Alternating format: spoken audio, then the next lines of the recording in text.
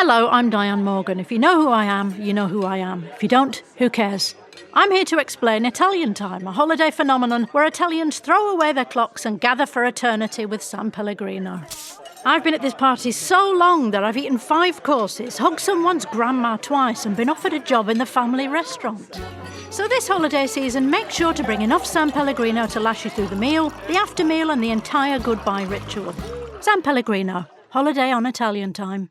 When evaluating potential hires for your small business, it's essential you look beyond resumes. Sure, a candidate may appear impressive on paper, but understanding the person is crucial. LinkedIn, the world's largest professional network, provides a complete view of your candidate's skills, experiences, and interests. With LinkedIn's up-to-date data, you can be confident that you really know who you're hiring. Post your free job at linkedin.com/achieve. That's linkedin.com/achieve. Terms and conditions apply.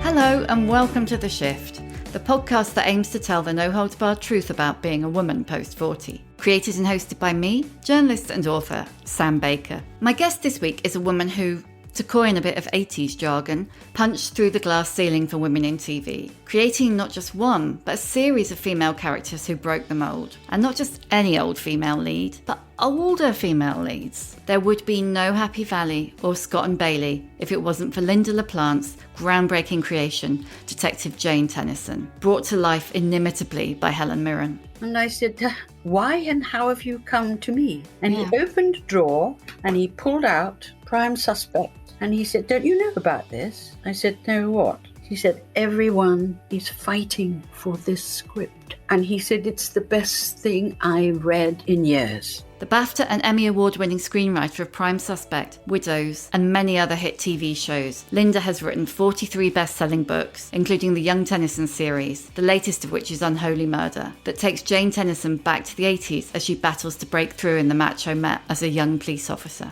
Lynda tells me what it was really like to be a woman in TV in the 80s and 90s, and probably noughties too. The humiliation that shaped her, how she learnt not to let things get to her, and why you should always read the small print.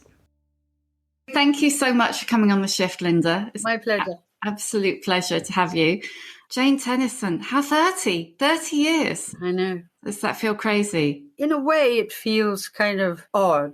But at the same time, because of working on all the novels of the young Jane Tennison, she's never out of my mind. And we're on to book 7 now with Unholy Murder. And I think probably 3 more, she will be the right age and rank. And that will take her up. In Prime Suspect opened, yeah. I mean, obviously you've got unfinished business with Jane because you've been exploring her earlier life. But are you tempted to bring Jane back, older Jane? I have contemplated it. The only way, I mean, she would be retired now. And so I did kind of think about it. And I decided that if I was going to do it, obviously, Helen would have to agree. But I decided I might put her as a crime writer. Oh, good thinking. That in her retirement, she started to wonder what to do because she was so bored. And a number of officers that I've met and work alongside, I know they all have a lot of police records. Perhaps they shouldn't have them. Yeah.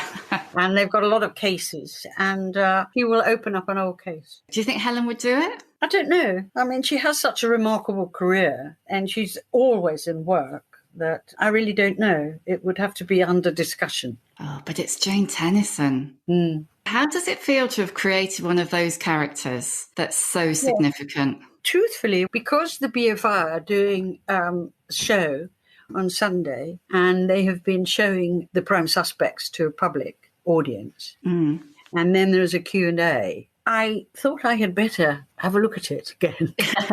One forgets. All by myself, I sat and I watched it. And in all truth, I think it would stand up today with very little alteration. And I also felt that there has never been given the right kudos to the director. He was called Chris Manall, and he really did an incredible job. He did my script and was so fascinated that I could take him to incident rooms, introduce him to police officers. And so he worked very, very diligently in getting that reality to the show, which was then obviously led by Helen Mirren because she was the right age. She was already in her 40s. That was radical in itself, though, wasn't it? I mean, not only had you managed to get the TV company to produce a female-led crime series, but then they didn't cast some kind of hot 25-year-old. Did you have to fight for Helen? It was very interesting because they hated it. When it came in, the script came in, they hated it. They found her unemotional. They brought up things like, when she's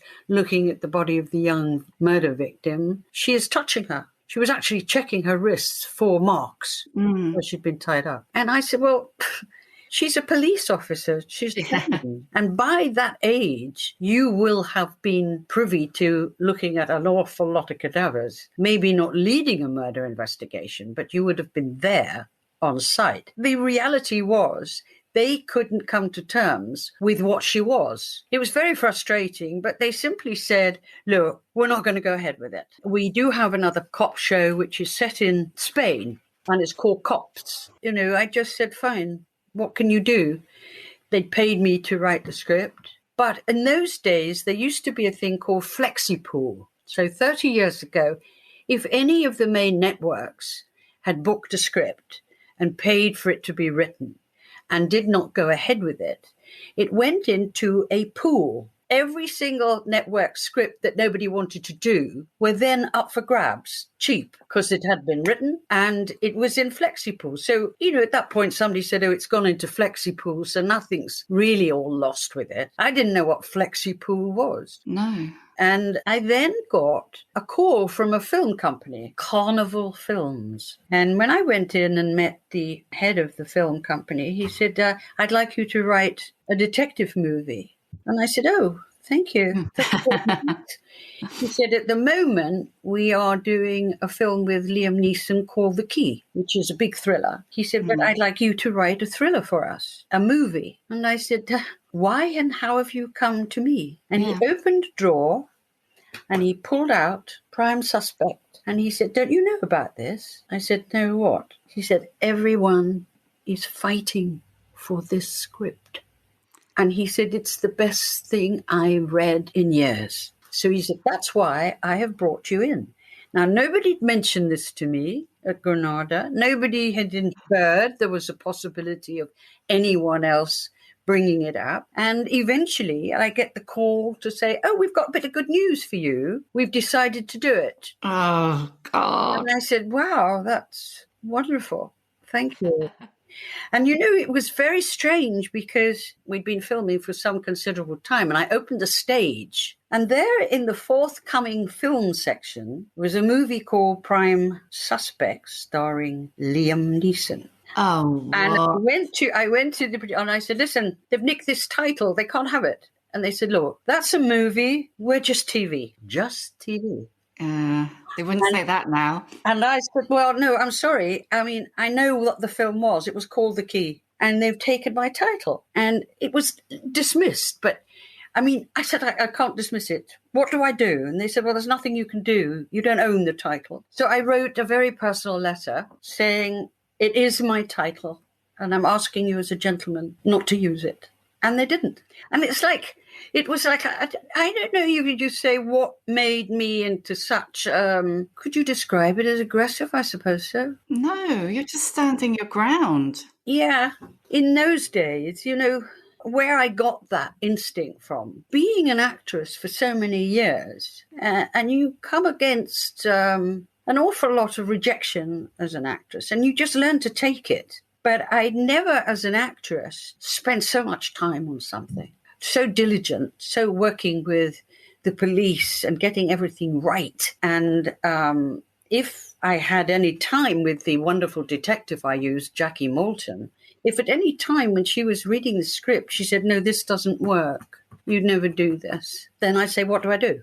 Tell me what I do. And she would consistently guide and say, go directly. Don't mess about. If you want to know where somebody was on March the 15th, find out where they were. And she taught me about interrogation. So the reality was having so many guide me and work alongside me was terribly important. And I did not want to in any way let them down. I always have worked in the same way with people. If I need to know something, I'll go and find out somebody that's done it can tell me. And I keep on saying to everyone is respect. Respect the time that people give you. If you disrespect it by going, well, thank you very much, I'll just take a bit of dramatic license here. I won't, we see constantly now on TV a detective drama, and they bring in a body and they go, have we got the toxicology report in? Oh, yes, it's just come in. Whereas I know it takes 3, perhaps even 5, 6 weeks for a toxicology report to come in. And the delay and the frustrations.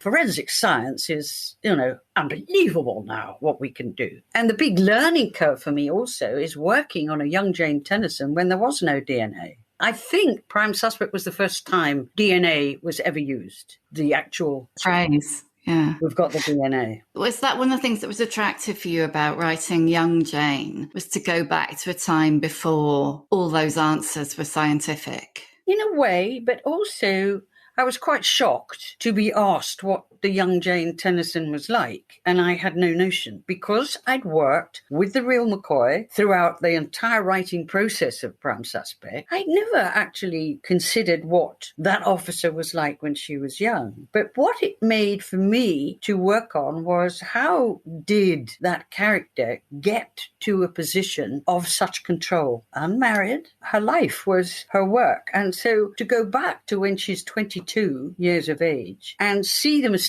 she makes, see her ambition, see her failures, which eventually create that very formidable woman who, when told you're stepping into dead men's shoes, she said, how else do I get this job? And so that has been a really wonderful exercise for me. And at the same time, a terrific learning curve, having to run to a phone box to make a phone call. Yes. What an emergency. Yeah. He's like, and nowadays, the mobile phone, you see, the mobile phone, what equipment that is. Yeah, it's changed everything, hasn't it? They can ping off when somebody says, no, I wasn't near Hampstead on the 15th. His mobile phone says, pinged off Oxford Street. He's pinged off. There he is in Hampstead from his mobile phone. And people think they can delete things off their mobile, and they can't. So it means that in a way, you have to create a really strong group of characters that you're interested in and not make them kind of wallpaper. There's what I call wallpaper characters. There's an awful lot of many characters. Yeah.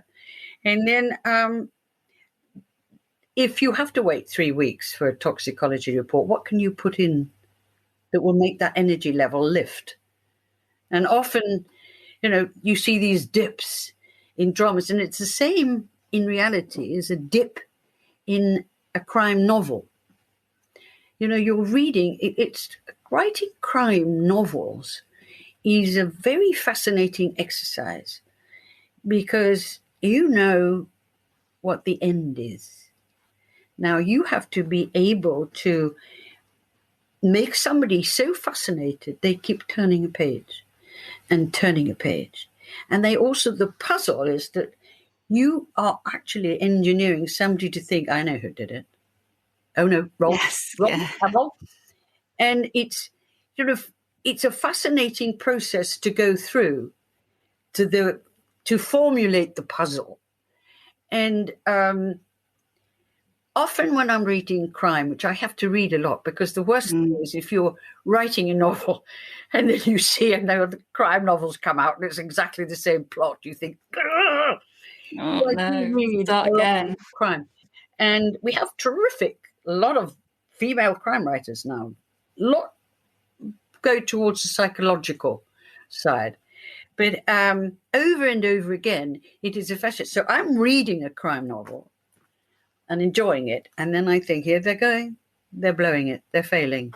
Because 3/4 of the way through, you feel the writer going, oh, got to finish it. Yes. Got to bring in the killer, end it. And you think, I've definitely done that. I get so angry. That you're suddenly introduced to a character that you have no notion who it is. And then the book is end. Yeah. You're no fan of the ludicrous twist, are you? No, none at all. None at all. Also, with crime novels, there is an end, when it says the end. Yeah. In real crime, there is no end. There's no end to your daughter, your son, your husband being murdered. There's no end. You live with it. And I find over and over again the tragedy when I'm interviewing, families of crime victims. Some of the things they say are so emotional. One mother said, "I am in pain every day, and I know I could go to therapy and lose the pain. But I feel if I lose the pain, my daughter's gone forever." And that is, then sometimes you see someone who's interviewed and they have a quietness to them and one mother said, when they eventually found my daughter's body, I knew she had already gone, her soul had gone. So whatever had happened to that body, she was already free. So there's so many different emotions that come. And that is, with a novel, you got them, put them away, it's finished. And that's why I do deal so much in detail with victims, because and the understanding right now is that this man is now on parole after serving a sentence for murdering, raping 2 young girls, and within a very short time. There's such a tendency, isn't there, in crime fiction? I mean, it's getting a bit better, but to almost hero the serial killer. Yes, I hate it. It struck me when I was watching the first series of Prime Suspect. I watched it when it came out, and I probably haven't watched it since. And there's so many things that struck me, and like you say, it absolutely stands the test of time. It's shocking in some ways, the way that, I want to say Jane is treated, but actually not shocking in other ways. But one of the things that I wondered if they would do now, or that maybe jars now, is you didn't shy away from the kind of corpses. There were several female corpses, and the camera does not linger, but it dwells on them for a while longer than it would now. I think the opposite. I think now they dwell much, much longer. In fact, I was looking at Silent Witness the other night, and I mean, she was digging around in a cadaver for ages to bring out a heart monitor. It's true. I mean, good heavens, she's digging around in there for a long time. But you see, I mean, you take any cop show that's on, and you look at there is a DCI who looks about 24. Yes, She couldn't be that rank, and it's over and over again. That's when I get slightly irritated. I mean, Sally Wainwright brought that lovely series, and she was wonderful. Happy Valley. Happy Valley was wonderful. But there you had a woman that actually was totally acceptable as a high-ranking police officer. Do you think Happy Valley would have existed if not for Prime Suspect? Because you laid the path, didn't you? Yeah, but I think Sally Wainwright is a very, very good writer. She'd have come up with that. There's a lot of things that I look at and, turn off. Yes.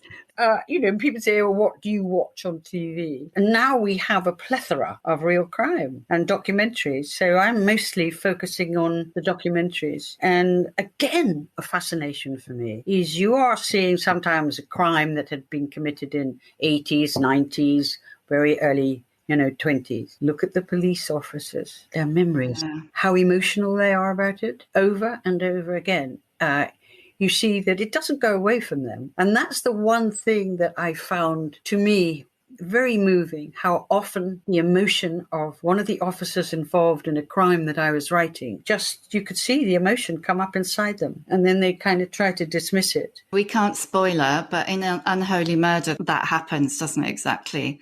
One of the officers has a case that won't leave him. Yes, he can't leave it alone. And I don't think I ever met one officer who was involved in a child murder who has ever been able to lose that pain. And strangely enough, in Trial and Retribution, a series I did do a child murder. And I found the emotional impact on me, on the crew, on the actors, extraordinary. For the child, we used triplets, and they thought it was a game. I was talking to a mother of a victim with a child murder, and her husband said the wait was terrible, waiting. Could they find her? Where had she gone? They didn't know where she was. And his wife was looking out of the window, and they were in a high-rise council estate, and she saw the female police officer get out of a car, came slowly up towards the flat. And they had officers around, but this was a female in a patrol car. moving towards them. And she got out of the patrol car and she put her hat on. Oh. And he knew they were coming up. And when she walked in, she took her hat off and put it under her arm. And that's when they knew it was over. And he said his wife gave one howl that was pure animal. And so when Helen was getting ready for the scene, I said to her, you're going to have one take, and I want one take where you do the howl. That's all. We didn't say anything to anybody. I said, try it. Just go for a howl. And it was absolutely so chilling. Really, really chilling. She was such an astonishingly good actress. And that's been a great fortune for me in all my shows. You know, I've been able to pick incredible actors. Also, the thing is that you have written and made happen incredible female roles and for older women. And that was so, I mean, obviously you'd had widows before Prime Suspect, but it was so rare. And it still is rare, actually, as you said. I truthfully doubt now that I could get widows on at any of the TV companies, because there were 4 unknowns. Nobody had ever seen them before. But I was very fortunate to have, as a mentor, Verity Lambert. And again, casting was extraordinary. And I think Anne Mitchell. Yeah, the Dolly Rawlins character. She came in for the interview with the director, and she didn't look like Dolly Rawlins at all. She was slightly, well, she just didn't look like Dolly Rawlins. And she said, this is my part. I've waited all my life for this part. You can't give the strength of her. And after she'd left, I said to the director, what do you think? And he said, she frightened me. And I said, she's Dolly Rawlins. You've got her, yeah. And again, because of knowing a woman like Dolly Rawlins, and I interviewed her, and she used to run a market stall. She was always in this bobble hat, mittens and boots. And I went up to her because I'd been told that her husband was away for murder. And she was very tough. You know, she's going, the tomatoes, lovely, won't get them anywhere else, darling. They had that gravel voice. And when I went up to her and I said, I wonder if I could have a few moments of your time, I'm a writer. And she was very abusive. And she continued to be abusive for quite a long time.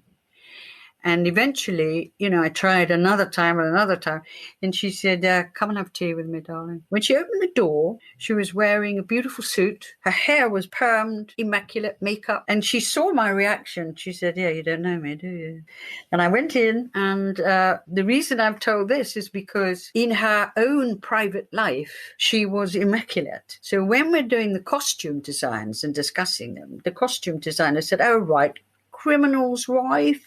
Let's have a little sort of Velcro or something like that, you know, cheap. I said, oh, no, she's Jaeger. No. Yeah. And cashmere. And you could see this costume designer going, cashmere? Oh, right, I'll put that down. It's the difference between knowing and putting it on the screen and not just making it up. And every single one of those girls I found and talked to. And there was one time, he was quite a heavy villain, and he had been involved in a possible security wagon. Okay. Anyway. He was protect your sources. Very helpful to me, very helpful. And so when I was in one of the meetings with the producer and exec producer and the director, I said, would you like to meet someone that was very close to the security robbery? Oh, yes. Oh, darling, bring him in. That would be wonderful. Oh, can't wait to meet him. And he was a very elegant man, and he had a fur collar on his coat, leather coat. And he came in, and they became completely silent. At a very big boardroom table, they were all grouped together, and he and I were on the other side. And they just reacted in complete panic. They didn't know what to ask him, what to say to him. He was quite thuggish, but he then said, would you like me to help you? And I think it was the director who said yes. And he opened his coat and delved into his pocket. They all reacted with a They thought he might be going for a gun. Oh, What he chickens. came out with were dinky toys. And he laid them out on the table and he said, okay, this is where your security wagon is. This is where your banker is. This is where and he gave them the entire robbery. And it was just, and then he put his toys away. And they said, oh, thank you very much for coming in. And it's you get the information you need in, this is why I can never understand when people are doing a prison series, why don't they go to the prison and listen to them? It's very different, the sounds. And over again, the information I've been given literally is, I'm a sponge because I never take a tape recorder. I never make notes in front of them because they make them withdraw. Yeah, stops them talking, yeah. So I have memory. I don't forget anything. I've got this awful elephant's memory and I can come back and virtually type out whatever I need to know.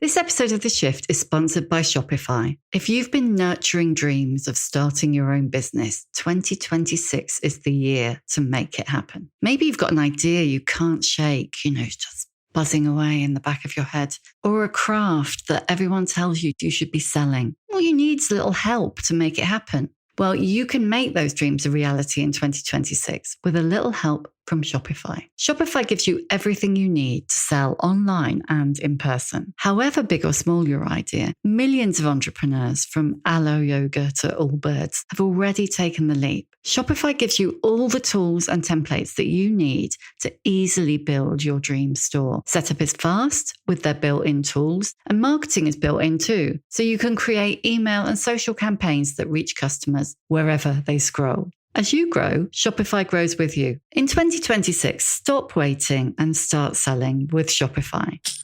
Sign up for your £1 per month trial and start selling today at shopify.co.uk/shift. Go to shopify.co.uk/shift. That's shopify.co.uk/shift. And you can hear your first this new year with Shopify by your side.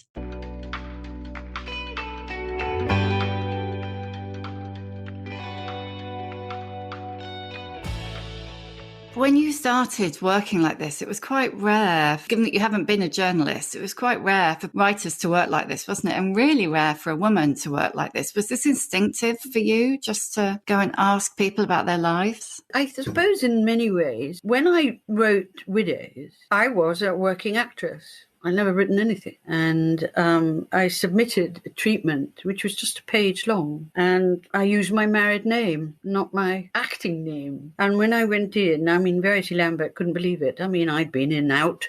I'd been in Minder, always playing a prostitute. Not in Rent a Ghost. Not in Rent a Ghost, no. I just squeezed myself away. But she said, I can't believe this is you.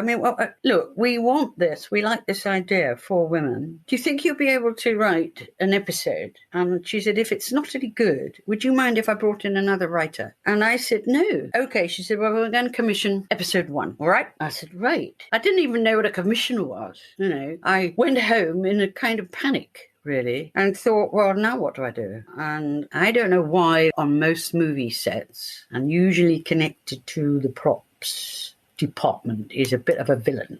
Yeah. They've always got a little lamp, you want that little lamp? I can get you one of them. They've always got these guys that are slightly, and I met a genius. He literally said, what do you want, a killer? Burglar? What do you want? I know them all. And learned the lesson. Don't react, overreact. If somebody is telling you the most horrific story, you just go, really? That's And I got so much material, even down to the fact that I was quite shocked that interviewing prostitutes and going down around where they have their patches around King's Cross and approaching the girls. And I eventually said, look, I'll pay you. I just need an hour of your time. Now, here was an actress that had played a prostitute in virtually every single crime show you can imagine, because I had red hair from Liverpool and was short. Yeah. So they immediately, Not stereotyped at all. I could go in for an interview and said, I've just done Hedda Gabler. And they go, right, well, we didn't see it. Oh, would you like to read this? And it was a Liverpool prostitute. So it was, used to that. And I just found the depth that I, as an actress, had missed. All their stories were different. And it was a big learning curve. And even to the fact that when I wrote a leading role for a black actress, I never put that she was a black actress. I put her name as Bella O'Reilly. And Verity Lambert said to me, Bella O'Reilly, that's an odd name. I can't quite see her face. I said, well, she's from Tiger Bay. And she went, got her. And that's where we found the beautiful Ava Motley. And it was like over and over again, go to source, often in very dangerous positions too. And I had to learn to take protection too. You get so much fodder. Earlier, you referred to people describing you as aggressive. And you're not, you're strong. Do you come from a family of forceful women, of women who know their minds? Or no, your mum's wasn't? No, nothing. My mother was an obsessive sports fan of everything, particularly football, and grown up with it in Liverpool. And I remember one evening she said to me, this prime suspect, did you write it? And I said, yes, Mother. Well, it's going to clash with the football. Know your place, Lynda. Not of my family, only my sister, who I began to use as my casting director because she would search and find the actors that I wanted. And I was always going for somebody that had never been on the screen. Because of my experience as an actress, one of the biggest learning curves I ever did was I was asked by a director to do Calamity Jane at Sheffield at the big Crucible Theatre. And it was a musical. Now, I'd done cabaret, but I wouldn't call myself a very good singer. And I said to him, look, I don't know if I'm going to be able to cope with all these songs. And he said, I haven't got you for the singing. I've got you for the acting. Up went the memo to everybody in the cast that we were not going into rehearsals for the show until the musical director had worked with us. And he was a horrid little American man. He said, I don't care what you're doing with it. All I'm interested in are voices. So we had a pianist playing the scales, and he said, when I point to you, I want you to hit those scales. When I point to you to second time, I want you to sing a couple of lyrics or something. And I was dying in the front row. The voices coming back from the chorus were fantastic. And there was a girl, she was a lovely girl, who he said, beautiful voice. Give me the first bars of Once I Had a Secret Love. And she belted it out. And I still hadn't had the baton pointed at me. Then eventually the baton came to the small shrinking redhead in the front row, and I just croaked out, and he said, no voice. And then at the end, when everybody had the baton pointed, he looked at this girl and he said, you have to be my Calamity. And she said, no, I'm not actually. And then he looked round the room and he said, who's Calamity Jane? And I put my hand up and he went, dear God, you don't have a voice. Rude man. The worst humiliation I've ever known. I was terrified to sing. Every time out my mouth, this other girl would sing for me. And one night I was thinking, I think I'm going to walk. And there was a young guy in the chorus, and he came into the rehearsal room and he said, you have to stop this. He said, you are Calamity Jane. No one else is. You are. And you're not singing. You're letting your understudy take over every song. He said, I don't know if you can sing. He said, I can play a few bars and you've got to learn how to listen to the beat of the music. He said, don't be frightened by it. And so he worked with me for about, an hour. And he said, tomorrow you have to let everyone in this room know you are the leading role. No one else, you. When this girl steps up to sing your song, you have to say, no, I want to sing it. He said, if you don't do that, you should leave. So the following day, I hadn't eaten. I was so shaking. And it got to Once I Had a Secret Love. And he said, right, let's go again with this. And she stood up and I said, no, excuse me, I have to sing it. And he said, oh, really? You have to sing it? I think it's been proved here at every rehearsal. You have no voice. And I said, I know, but I will sing it in my way. So everyone in the room was poised. I have never known fear like it. I was shaking from the soles of my feet. And he said, so how are you going to sing this famous song? And I said, I want to sing it very quietly and bring it right down for emotion. And I turned to the pianist and I said, can you not bang out the notes? Play it softly. It wasn't good, but it wasn't bad. He never said it was okay. It was the encouragement of every member of that cast. When we went into actually physically rehearse, then I was on safe ground. I knew what I was doing. And it was a monstrous hit, the show. And it was the biggest joy I've ever known on stage. Extraordinary. And to go through the humiliation and to fight through it, to get that performance out, was, I think, probably the biggest learning curve of my life. And I think that, truthfully, has mirrored probably everything that I've done, the fearlessness, because, even producing, the discrimination when you're a producer and being the only woman in an edit suite. One time we were in the edit suite, all men, all working the machines, and I was in front. And they often used to refer, she's in, hear that, she's in, no, she's here. Yeah. And I'd sit there. And in this particular, you see it on a big screen, and then you have them playing the music, and you say, yes, that's fine, bring the music down, no piano in that, leave that. And it was a scene where somebody had to walk past a church and a bell rang. So I said, can you stop a minute? I said, the bell is in the wrong place.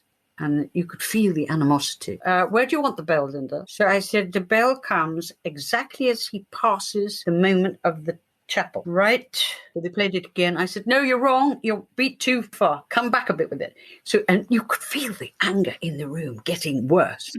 They then were very, well, she's just said the bell is a second off. Did you get that? Second off. Right. Try it again. Try it again. No, she's done it.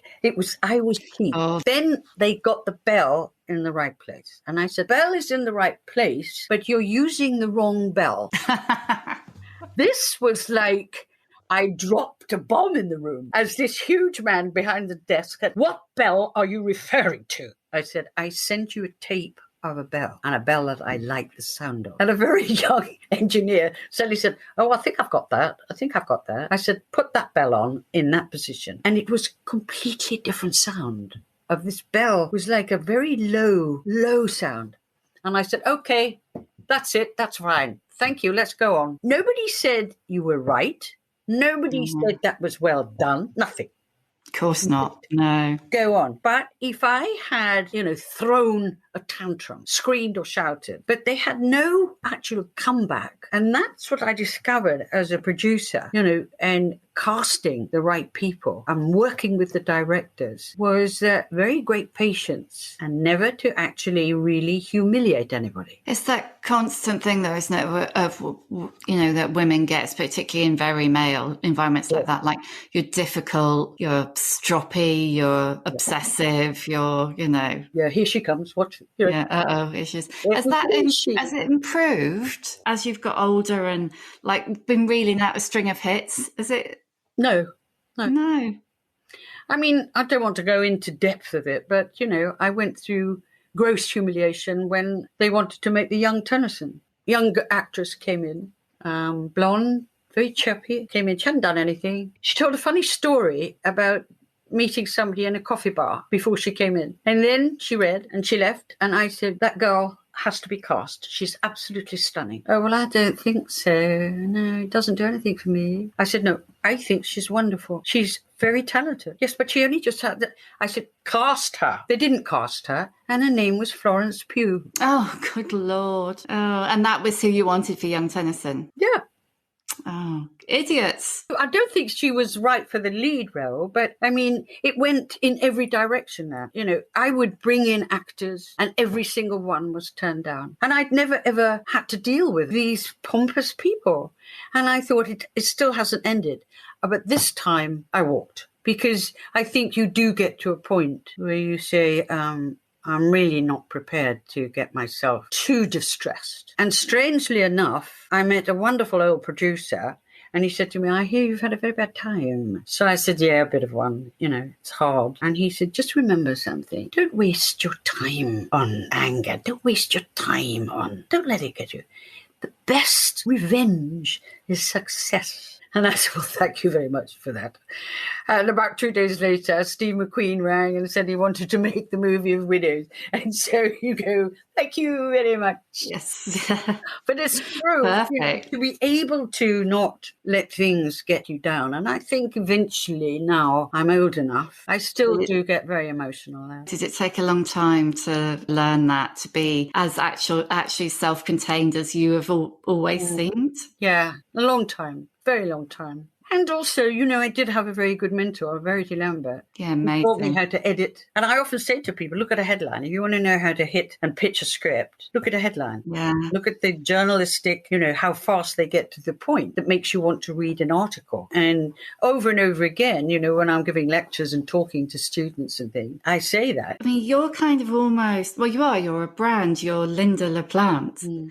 Has that been a blessing or a curse? Oh, it's a blessing. Absolute blessing. I mean, I couldn't think of it as a curse. What I always say is that I never really asked for it. It just sort of came about. Suddenly, a Lynda La Plante drama. I mean, I'd never asked for that. It's very good and it's very helpful. But I still get most of my enjoyment from literary events where I meet and sign and talk to people and have these Q&As. And invariably, over and over and over again, somebody comes out and asks me something like, what happened to Harry Rawlins, the child? And, that's back from Widows. Somebody said that. And I said, I don't know. And it's over and over again, the feedback. And I think if that stops, because during the pandemic, it's been unable to go to events and unable to talk to people that like Lynda La Plante and have a good laugh. Yeah. You're missing part of a circle, aren't you, of the work? Yeah. But the Zoom has helped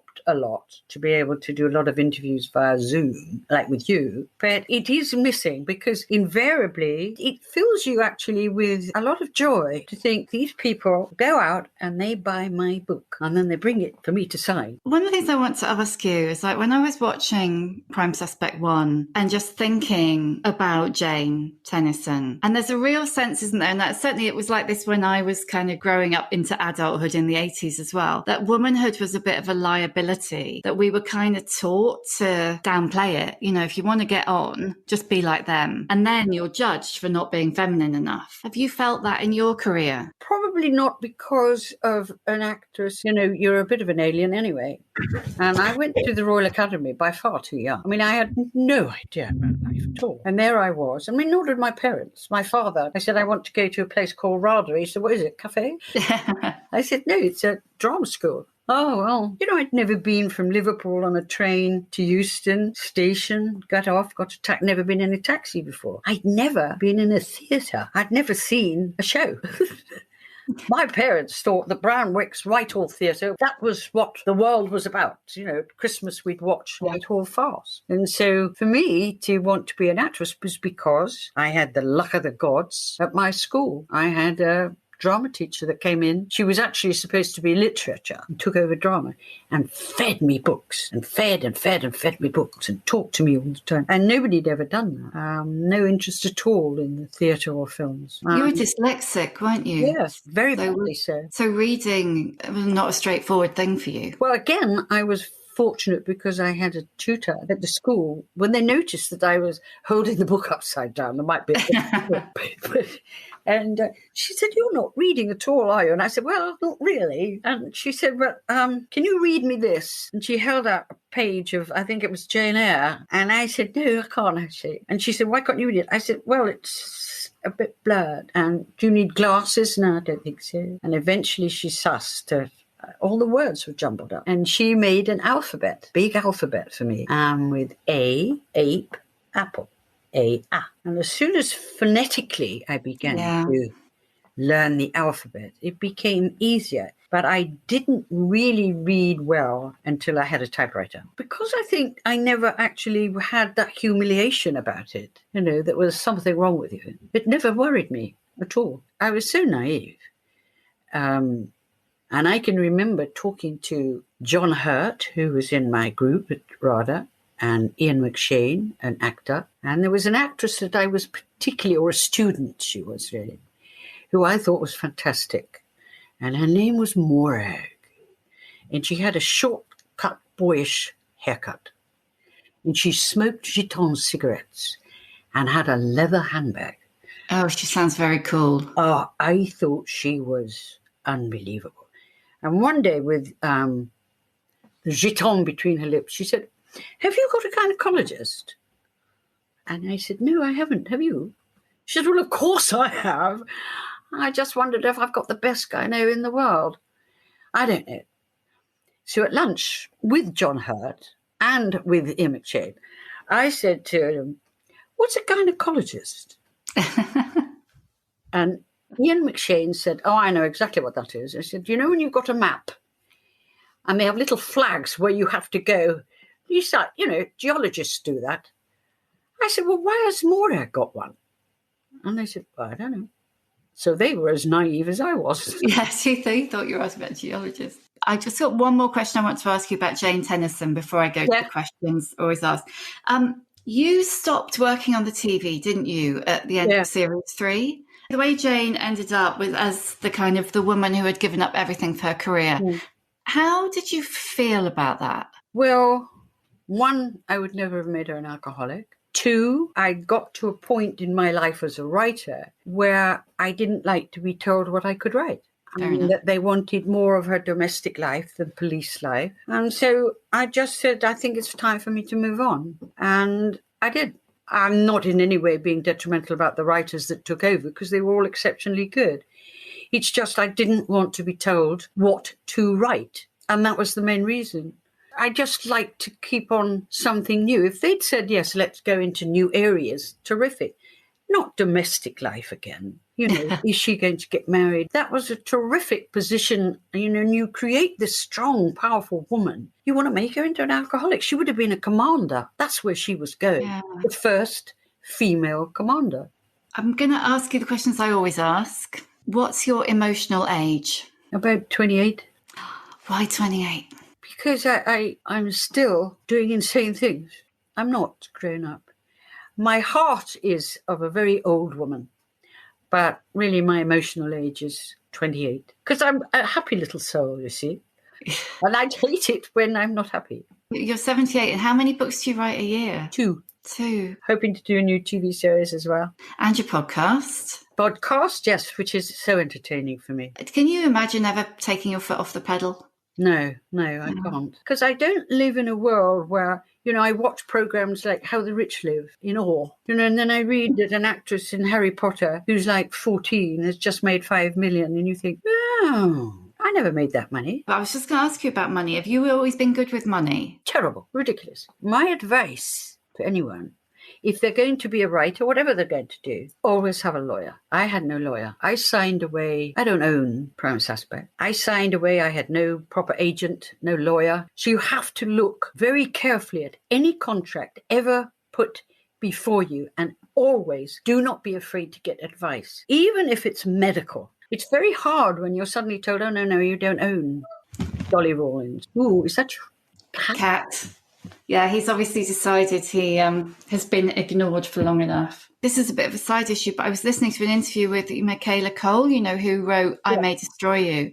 There was a big fuss because she turned down £1 million from Netflix for I May Destroy You. But for exactly the reason you're saying, because she read the small print, which I wouldn't have done either, and discovered that she would no longer have owned her characters or her words or and also any of it. Go back, in time for things that I was signing. There were no audiobooks. I literally lost everything to the extent that when you want to use a character from your own book, and your own TV series. No, you can't. You don't own it. I've gone off on one now and I really must go back. But how did that work with young Tennyson? Because they agreed to do it. So they let you take her? Agreed to do it, yeah. So you were allowed to write it, but you had to get their permission. Yes, and then they rewrote it and cast it in the way that they did. It's like over and over again. You think by now, at my age, I would have learned a lesson, but I haven't. But I now encourage everybody I know, if any form of a contract, be it buying a house, being it, whatever, a car, check the contract, check your insurance, check it. You have to get over being upset.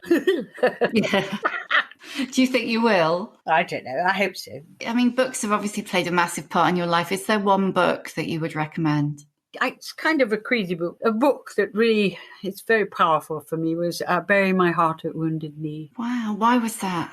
I've been pretty well obsessed by American Indians for a very, very long time. The very first thing I wrote as a stage play was Billy the Kid. And I went over there and met remarkable Native American Indians. The power of the book and the realization of how little you know about that part of history. Wonderful book. Who's an older woman who has inspired you, who inspires you? I think Vanessa Redgrave is a very much inspirational artist, actress. And she was wonderful because she worked in a series of mine called Bella Mafia. And you wouldn't really think to cast Vanessa Redgrave as a mafioso mama. And she was astonishing, very kind and considerate woman, and such a superb actress. I really, really adore her. And the other one is Bette Davis. I love watching old interviews with her, where she's sitting there, with a cigarette out of her mouth, and she goes, I never wrote that. But she was also very, very forward-thinking woman, who fought all her life for her roles and fought to be cast in the parts that she wanted to do. The studios fired her. She's very famous for putting an advert in, experienced actress looking for work. In her 30s, wasn't she, when she did that? Yeah, and was still working just before she died. She was such a game woman. Yeah, she was something else. Do you think there are more roles for older women in TV now, or not really? Not really. Not worth much. They are fearful of it, unless there's a caricature of suffering from Alzheimer's or unless they're like the joke character or as I said earlier, I doubt I could get widows commission now because I want 4 unknown actors. Every time you see a show, the person in it was either a detective last week or played in a hospital somewhere or other. And, they actually have credits seen in EastEnders on a drama. Yeah. I don't want to see the same people. The same woman who is always playing the barmaid, the same person is always playing the tart or the common one. It's like casting is appallingly lazy, which is why I always use my sister. I'd say to her, I want a 20-year-old, 6'5", red-haired, overweight young man. She'd find him and bring them. I gave the start to so many young actors' careers. And you do take quite a risk when you're putting into a starring role an actor that's never been in front of the camera. And it's the same with directors. One of the most incredible directors is a lady called Aisling Walsh. Brilliant director. She's quite extraordinary, so talented. And I met her at the very start of her career. What's your superpower? I can think of loads. You think that I've got? Yeah, loads. If I had superpower, it would to give people joy. That's nice. Above anything, really. Joy is something else, to actually have joy in your life. Have you got joy in your life? All the time, yeah. It's everywhere. My middle name is Joy. And lastly, Lynda, how many fucks do you give? Quite a lot. Quite a lot. Yes, quite a lot. It's that I'm constantly aware of the generosity of people around, like the vet taking my 14-year-old dog and her saying he's very poorly. And the generosity of her care. Oh, Lynda, thank you so much. It's been such a joy to talk to you. You've given me joy this morning. Thank you very much. I've loved it. I really loved talking to you, and I hope we meet in face-to-face sometime. In real life. Yes, that would be very nice. Out. Yeah. It'd be lovely. Thank you for listening. You can hear a new episode of The Shift each Tuesday on Acast, Apple Podcasts, Spotify, or wherever you get your podcasts.